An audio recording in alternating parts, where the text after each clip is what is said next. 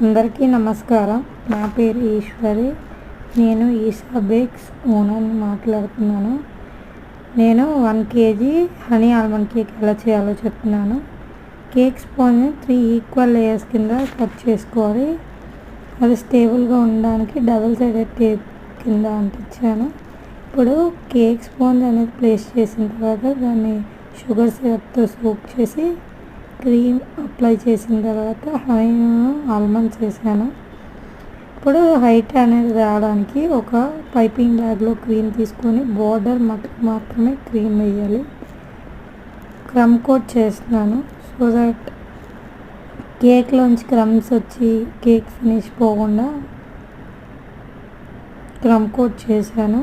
ఇప్పుడు final finish అనేది చూడండి ఎంత బాగా వచ్చిందో. ఇప్పుడు మనం కొంచెం న్యూట్రల్ జెల్ ఒక బౌల్లో వేసుకొని హనీ కలిపి పైన అప్లై చేయబోతున్నాం ఫైనల్ ఫినిష్. ఇప్పుడు నోజిల్ పెట్టుకొని డిజైన్ వేసాం. దాంట్లో ఆల్మండ్స్ ప్లేస్ చేసాం. చాప్డ్ ఆల్మండ్స్ని సైడ్స్ అప్లై చేసి ఇది హ్యాపీ బర్త్డే థీమ్ కేక్ అనమాట. So happy birthday tag